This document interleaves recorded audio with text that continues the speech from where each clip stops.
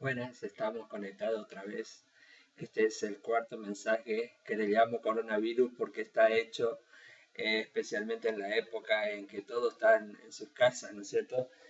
Coronavirus. Y vamos a seguir estudiando el Evangelio según San Marcos.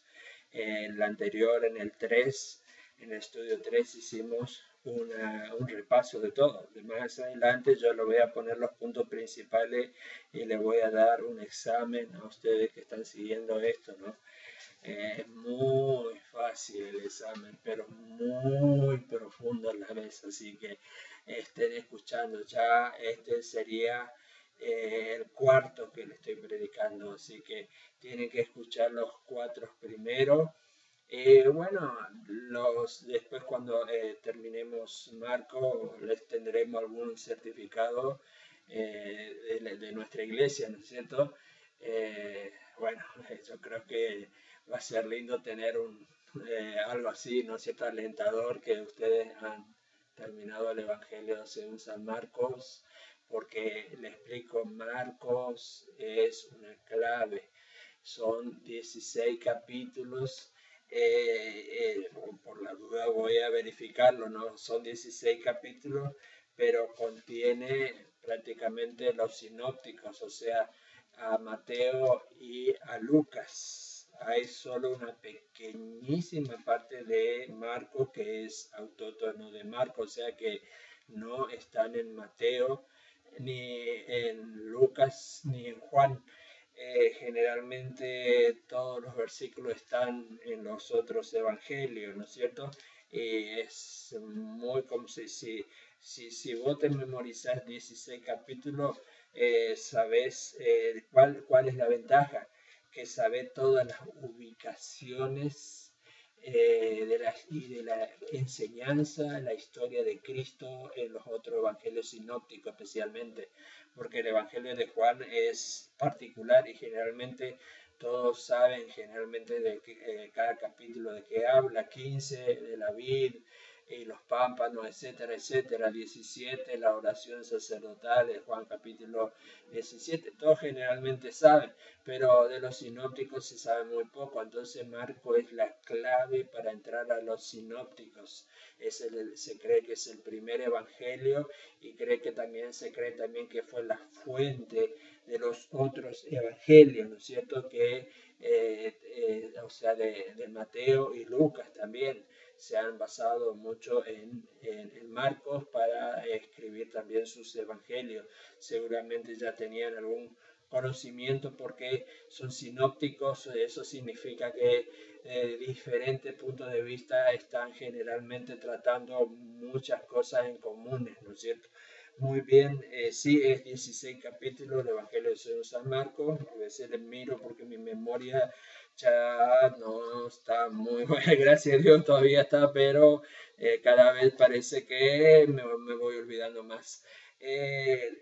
Por eso hago mucho entrenamiento, ¿no es cierto? Entrenamiento, o sea, tratando de memorizar pasajes de la escritura, agilizar la mente, ¿no es cierto? Mucho con la palabra de Dios, ¿no es cierto? Para que tener la mente siempre, como se dice, como ejercitada, así como cuando vos haces ejercicio para tu físico, ¿no? De tener que hacer con la Biblia mucho ejercicio, mucha lectura bíblica, saber dónde está en cada pasaje, qué enseña cada pasaje, el tema de cada libro de la Biblia, los diferentes partes de la Biblia, tantas cosas. Es así, ¿no? Una vez yo me acuerdo con unos muchachos que allá en Rivera me estaban diciendo, me llamó la madre por teléfono y me dijo, ¿sabe que Aníbal, esto están jugando los jueguitos, esos jueguitos de computadora electrónico, esos juegos que pasan horas y horas en la computadora? En aquella época yo era más enérgico de lo que soy ahora. Me fui a la casa de los muchachos y les saqué la computadora y la traje secuestrada a mi casa, ¿no? Y le hablé a los muchachos, ¿qué están haciendo ustedes? Su mamá se quejó. Entonces ellos me dijeron, pero no tenemos nada que hacer. Entonces, no, estamos aburridos, no hay nada que hacer. Y eso es más o menos lo que está pasando ahora en este tiempo, en este momento. Esta gente tan aburrida porque no tenemos nada que hacer. Entonces yo le agarré, le mostré la Biblia. Acá tenés 66 libros para estudiar que puede, mira, poder reinar en vida, como dice Romanos capítulo 5, versículo 17. Poder reinar en vida. Y esto es la herramienta para reinar en vida. Ya reinamos en vida con Jesucristo, por supuesto, pero añadirle a eso, añadirle esto otra vez y después añadirle las virtudes que dice allá en Primera de Pedro. Hay muchas virtudes que puedes añadirle a tu relación con Dios. Es un verdadero reino en la vida, reinas en vida, como en Adán reinó el pecado, como dice Romanos capítulo 5, reinó el pecado y el pecado atestó a la humanidad, ¿no? Desde Adán hasta siempre, ¿no? Pero por eso también suelo decirle a veces a las personas, ¿no? Porque las personas a veces piensan que, por ejemplo, sobrevalorizan mucho a Adán porque están atestados, ¿no es cierto?, de tantos pecados del mundo acá, tanta injusticia, tanta maldad. Entonces dicen, sí, yo creo en Jesucristo, pero no estoy limpio, estoy en pecado, estoy fuera de su comunión, estoy deprimido, estoy tirado. Pero, ¿tenés comunión con Cristo o no? No sé, la verdad, porque en mi vida no leo lo que tengo que leer, no oro lo que tengo que orar. Entonces, Adán fue más que Cristo, yo le digo. ¿Por qué? ¿Por qué Adán fue más que Cristo? Porque en Adán, cuando uno nace, ¿qué tiene que hacer uno para ser pecador? Y para vivir en el pecado, ¿qué tiene que hacer uno? ¿Cuál es la respuesta? Decime la respuesta. ¿Cuál es la respuesta de esta pregunta? ¿Qué hay que hacer en Adán, o sea, en la naturaleza vieja, en la naturaleza del incrédulo? ¿Qué hay que hacer para ser pecador? Nada. Solo naces y ya naciste en el reino de la muerte, pecador para toda la vida. Ya naciste pecador. Pero, sin embargo, naciste en Cristo, naciste de nuevo y no crees que sos justo. No crees que tenés justicia de Cristo. No crees que sos limpio. Crees que sos impuro. Crees que sos sucio. Crees que sos indigno de estar en su presencia. Pero entonces Adán, vos estás diciendo, con esa creencia, está diciendo que Adán es más que Cristo.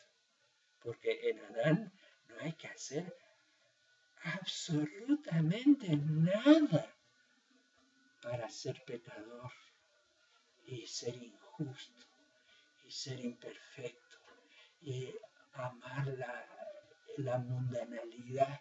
No hay que hacer nada. Yo cuando cumplí 13, 14 años ya quería ir a los bailes. Cuando uno tiene 6 años ya quiere tener una novia. Bueno, no quiero hablar de eso, pero ya nacemos pecador y sabemos que para ser sucio y pecador hay que nacer en Adán nomás. Nada más hay que hacer. Solo nacer. Pero la Biblia dice que Cristo es mucho más que Adán, mucho más que Adán. Entonces, ¿cómo vos naciste en Cristo y no crees que sos justo? Pero el nuevo hombre que fue creado según Dios en la justicia y santidad de la verdad, muchas veces está confesando que Adán es más que Cristo y eso es un pecado. Eso está mal. Bueno, hermano, hoy te quiero leer un poquito acerca de donde quedamos el otro día, el Señor Jesucristo, en el versículo 14 de Marcos 1:14 dice: después que Juan fue encarcelado, Jesús vino a Galilea predicando el evangelio del reino de Dios. Yo le estaba diciendo el otro día, reino de Dios y del reino de los cielos prácticamente es semejante según yo entiendo, pero los estudiosos hacen a veces alguna diferencia, ¿no es cierto? El reino de Dios como todo lo que existe, ¿no? Y el reino de los cielos solo lo que está en la órbita de nuestra tierra nomás. Pero yo no doy mucho crédito a eso, ¿no? Bueno, el reino de Dios y el reino del cielo, Dios reina en todo lugar, el rey de todo, es el rey de todo. Hasta Él manda en el infierno, Él manda allí, aunque Él nunca va a pisar ese lugar, o sea, no va a estar ahí, el que va a estar ahí después todavía no está, el diablo no está todavía ahí, va a estar después en la segunda venida de Cristo, ahí recién va a ocupar el diablo el infierno. Cuidado que todavía el diablo está en el cielo con los ángeles de Dios. Eso se ve bien en Job, ¿no es cierto? Todavía está, pero ya está escrito. Después cuando estudiemos Apocalipsis, cuando va a ser echado del cielo, ¿no? Está muy clarísimo. Por eso es el acusador. Él delante de Dios nos está acusando a nosotros.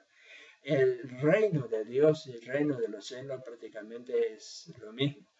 Y ahí es, entonces, bueno, ahí es que tenemos que sacar la enseñanza. Lo más importante, no vamos a discutir, no vamos a entrar a discutir si es igual o no igual el reino de Dios, el reino de los cielos, no tiene sentido. Pero sí, acá está bien clarito que Cristo en carne humana, en su vida humana, lo primero que empezó a hacer después de bautizarse, después de ir a la tentación por 40 días, su actividad después de esto, la actividad fue netamente evangelista para el resto de su vida. Cuando murió en la cruz también, ¿no es cierto? Estaba evangelizando al que estaba muriendo a la derecha o a la izquierda de él, con los dos ya estaba evangelizando, ya estaba salvando también. La actividad neta de Cristo, por eso la palabra de Dios dice que el Hijo del Hombre vino a buscar y a salvar lo que se había perdido. Si no estoy equivocado, está en Lucas 17:10, le voy a buscar. Entonces, la actividad neta de Cristo es, como se dice, la actividad es predicar el Evangelio. Y es lo que está diciendo nuestro texto, el versículo 14 y 15 de Marcos. Marcos 1, 14 y 15 dice que recorrió Cristo, empezó enseguida empezó, dice, después que Juan fue encarcelado, Jesús vino a Galilea predicando el evangelio del reino de Dios, diciendo, el tiempo se ha acercado. Y ahí enseguida ya él empieza a predicar el evangelio de Dios, ¿no es cierto? Sí, es como le dije, ¿no? El Hijo del Hombre vino a buscar y a salvar lo que se había perdido. Eso le dijo en Juan 19, en Lucas 19:10, le dijo Lucas 19:10. Cuidado, puede entrar en el examen ese versículo, ojo con eso, puede entrar en el examen. Lucas 19:10, porque el Hijo del Hombre vino a buscar y a salvar lo que se había perdido. Tenés que saberlo de memoria eso, porque si no, no vas a pasar el examen. El examen es bastante duro. Bueno, entonces, ¿a quién le dijo eso el Señor Jesucristo? Si te preguntan también, Lucas 19:10, ¿a quién le dijo Jesucristo eso? El Hijo del Hombre vino a buscar y a salvar lo que se había perdido. Fue a Saqueo, ¿no es cierto? El petizo, como le llaman, que se subió arriba del árbol, ¿no? Y seguramente cuando le dijo, ¿no? En tu casa voy a pasar hoy, y todo se ve que le dijeron, la casa de un publicano, porque era cobrador igual que Mateo, ¿no? Cobrador de impuestos. Y eso los judíos no le querían porque estos publicanos, los publicanos eran judíos que trabajaban para el gobierno romano y más todavía para cobrarle impuestos a los propios judíos. Eran judíos que cobraban los impuestos romanos a los judíos, así que no lo querían ni ver, ¿no es cierto? Eso se ve en los primeros capítulos, después vamos a ver del Evangelio, ¿no? Entonces el Señor Jesucristo empezó a predicar el Evangelio. Y no solamente empezó a predicar el Evangelio, hermano, ojo con eso, no se puede entrar en examen. No solo empezó a predicar el Evangelio, la otra cosa que hizo fue empezar a discipular, a llamar a algunos para entrenarles para el ministerio. Y eso es muy importante que lo sepa, porque acá dice andando en el 16, andando junto al mar de Galilea, vio a Simón y Andrés, que eran hermanos, ¿no? Su hermano, que echaban la red en el mar porque eran pescadores. Y Jesús le dijo, venid en pos de mí y os haré que seas pescadores de hombres. Dejando luego sus redes, le siguieron. Y después dice también el versículo 19, dice, pasando por allá, dice, pasando de allí un poco más adelante, vio a Jacob, hijo de Zebedeo, y a Juan, su hermano, que ellos también estaban en la barca, que dice, estaban ahí trabajando con las redes ellos, ¿no? El 20 dice, y luego los llamó, y dejando a su padre, Zebedeo, en la barca con los jornaleros, le siguieron, dejaron todo y le siguieron. Por supuesto, por el Evangelio de Juan entendemos que no es la primera vez que le ve a Andrés, a Juan y seguramente también a Andrés y a Pedro, digo, y no seguramente a estos otros también, porque el Evangelio de Juan se ve que muestra que tiempo atrás ya le habían conocido, pero ellos fueron después a su trabajo, a la pesca otra vez, y más adelante el Señor Jesucristo le hizo un llamado formal, como en el capítulo 2 de Marco también le hace un llamado formal a Mateo para que le siga también, ¿no es cierto? Y ahí ya en el capítulo 2 y 3, no es coronavirus, no. El capítulo 2 y 3, es que se me enfrió el pie, Capítulo 2 y 3, allí empieza, como se dice, el Señor Jesucristo empieza, después vamos a hablar de eso, ya vamos a llegar, empieza a formar los 12 discípulos, ¿no es cierto? Bueno, y entonces acá vemos el corazón de Dios. Dios empieza a llamar obreros para la mies. Dios empieza a entrenar, Dios empieza a discipular. El trabajo misionero es ganar almas primero y después discipularlo para que estos sean evangelistas, predicadores después del evangelio. Hoy estamos también haciendo eso. Nosotros queremos mandar a institutos y no entrenarlo acá, ¿no es cierto?, a los hermanos de la iglesia para que ellos también sean discípulos de Cristo y después sean también evangelistas, predicadores del evangelio. Dios llamó a todos los cristianos a que sean evangelistas. A todo esto le llamó para que después yo les voy a enseñar a ser pescadores, no de pescado, sino de hombres. Y ya le dijeron esto, ya dijo el Señor acá. Entonces, bueno, yo quería mostrarles algunos versículos y con esto termino porque se me fue la hora. Uno de los grandes siervos de Dios fue el apóstol Pablo, que siempre le vamos a tener en cuenta, ¿no es cierto? Que en el capítulo 9, versículo 16 de Primera de Corintios dice, pues si anuncio el evangelio, no tengo de qué gloriarme porque me es impuesta necesidad. Dice, ay de mí si no anunciare el evangelio. Es una necesidad, me es impuesta. Es algo que el Espíritu me impone, me impulsa allí en el corazón. ay de mí si no anunciar el Evangelio. Yo estoy también acá para anunciar el Evangelio por los medios que tenemos hoy, ¿no es cierto? En este caso, en esta época, es bueno llegar por internet porque toda la gente está encerrada en su casa, ni te van a atender y hasta te pueden meter preso. Ahora con el coronavirus te pueden meter preso si salís por las calles a evangelizar, pero con este medio de internet vos podés estar predicando el Evangelio. Me es impuesta necesidad y ay de mí si no anunciare el Evangelio. Bueno, hermanos, tengo mucho más que decir, pero se me acabó el tiempo.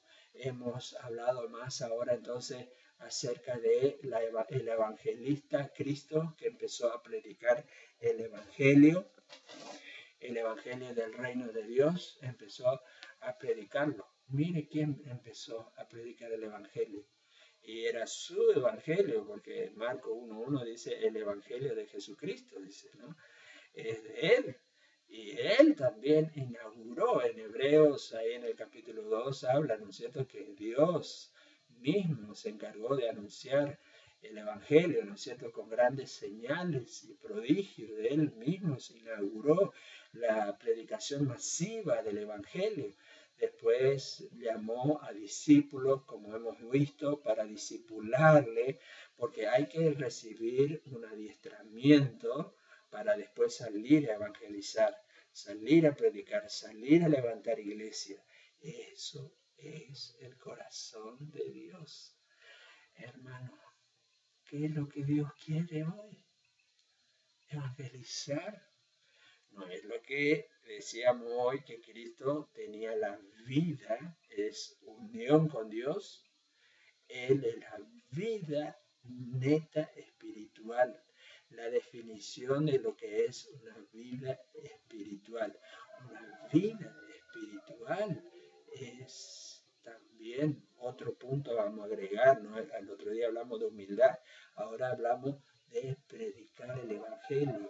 La vez pasada hablamos de que Cristo nació en un, como se dice, en Belén, allí, en un lugar muy, como se dice, precario, ¿no es cierto? Pero ahora, después también dijimos de la humildad de Juan el Bautista, después hablamos de la humildad de Cristo, también ahora hablamos de que Cristo predicó el Evangelio, eso es muy importante, y después que Cristo discipuló.